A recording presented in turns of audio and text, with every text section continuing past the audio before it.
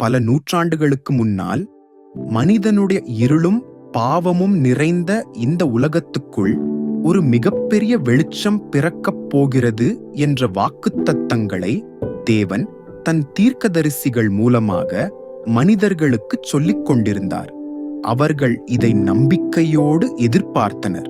அந்த வாக்குத்தத்தங்களில் ஒன்று, ஒரு கன்னிகர்ப்பமாகி ஒரு பிள்ளையை பெற்றுவாள், அவனுக்கு இம்மானுவேல் என்று பேரிடப்படும் என்ற ஏசாயாவின் வார்த்தைகள்.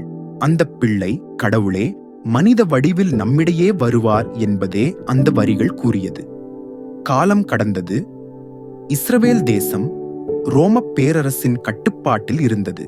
அந்த நாட்களில் தேவதூதன் கேப்ரியேல் என்ற தூதர் ஒரு பெண்ணிடம் தோன்றினார். அவள் பெயர் மரியா. அவள் தேவனை நேசித்த பரிசுத்தமானவள். மரியாளிடம் தூதர் சொன்னார், பயப்படாதே மரியே, நீ தேவனுடைய கிருபையை பெற்றவள். நீ கர்ப்பமாகி ஒரு குழந்தையை பெற்றுவாய். அவனுக்கு இயேசு என்று பேரிடு. அவன் மகா பெரியவனாவான். அவன் ராஜாவின் அரியணை என்றும் நிலைத்திருக்கும்.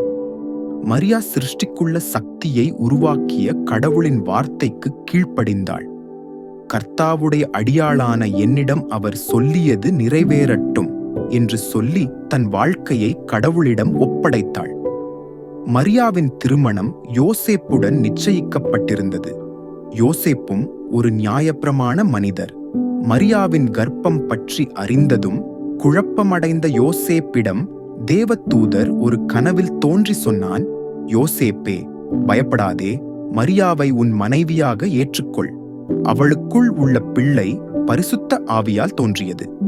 இவ்வாறு அவர்கள் இருவரும் தேவனுடைய திட்டத்திற்கு கீழ்ப்படிந்தனர். அந்த நாட்களில் சீசர் ஆகஸ்து என்ற ரோமக் கையிலுள்ள மன்னன் மக்கள் எண்ணிக்கை கணக்கெடுக்க ஆணைவிட்டான். யோசேப்பும் மரியாவும் பெத்லகேமுக்கு புறப்பட்டனர். மரியா கர்ப்பமாயிருந்தாள். பெத்லகேமில் அவர்களுக்கு தங்க இடம் கிடைக்கவில்லை. ஒரு எளிய பண்ணை நிலத்தில் கால்நடை இருக்கும் இடத்திலேயே இயேசு பிறந்தார். அந்த இரவில் மேய்ப்பர்கள் பாஷாவை மேய்த்துக் கொண்டிருந்த போது தேவதூதர் அவர்களிடம் தோன்றினான். இன்று உங்களுக்கு இரட்சகர் பிறந்தார், அவர் கிறிஸ்து தேவன் என்று அறிவித்தார். மேய்ப்பர்கள் அந்த சிறுவனை பார்த்து மகிழ்ந்தனர். இதே சமயம் பச்சை நிலங்களில் இருந்து தொலைவில் வாழ்ந்த ஞானிகள் வானத்தில் ஓர் அற்புத நட்சத்திரத்தை பார்த்து ராஜாவாக பிறந்த யாரோ ஒருவரை தேடிச் சென்றனர். அவர்கள் பொன், கொந்துரு, மருந்து என்ற பரிசுகளுடன் பெத்லகேமில் வந்தனர். அந்த சிறுவனை பார்த்து வழிபட்டனர். ஆனால் இந்த செய்திகள் ஏரோதுவுக்கு தெரிய வந்தது. அவன் பயந்தான். அந்த பிள்ளையை கொல்வதற்கு திட்டமிட்டான். ஆனால் தேவதூதர் யோசேப்பிடம் கனவில் எச்சரித்து, எகிப்துக்கு போய் ஒளிந்திரு என்று சொல்லினார்.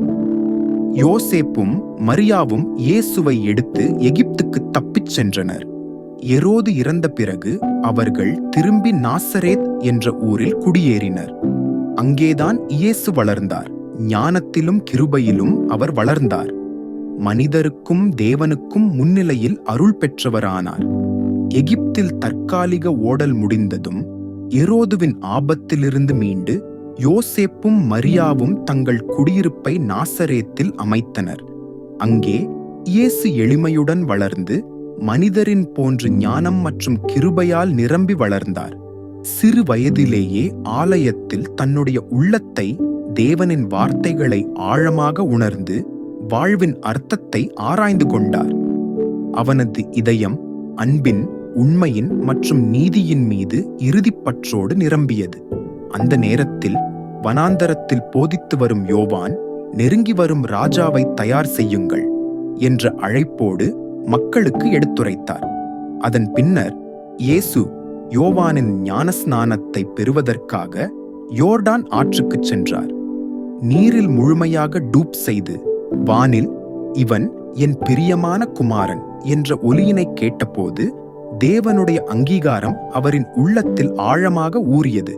இவ்வாறு இயேசு தன் வாழ்க்கையின் புதிய பருவத்தை தொடங்க அன்பு, மன்னிப்பு மற்றும் உண்மையின் செய்திகளை மக்களிடம் கொண்டு தன் போதனையை ஆரம்பித்தார்.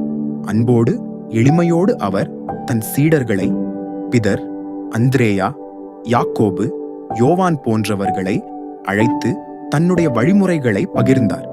40 நாட்கள் நீண்ட நோன்பு காலத்தில் வனத்தில் தன்னை கடந்து சாத்தானின் சோதனைகளை எதிர்த்து தேவனின் வார்த்தைகளில் நிலைத்தார். இந்நேரம் அவனது உள்ளம் ஆழமான சிந்தனை, கருணை மற்றும் உண்மையின் வெளிச்சத்தால் நிறைந்தது. அவனது போதனைகள் அன்பின் வெளிச்சத்தை, மன்னிப்பின் அர்த்தத்தை மக்களின் உள்ளங்களில் ஊட்டின. மனிதர்கள் தங்கள் வாழ்க்கையின் சிக்கல்களில் இருந்து விடுபட்டு தேவனுடைய அன்பை உணர்ந்து புதிய நம்பிக்கையோடு நடப்பதற்கான வழியை கண்டெடுத்தனர். இயேசுவின் அற்புத வாழ்க்கை இங்கேதான் தொடங்குகிறது. ஆனால் இது ஆரம்பமே. அவருடைய செயல்கள், அற்புதங்கள், அன்பு, மன்னிப்பு மற்றும் நம்பிக்கையின் பயணம் தொடரும். பகுதி 2 சந்திப்போம். மறக்காமல் சப்ஸ்கிரைப் செய்யவும்.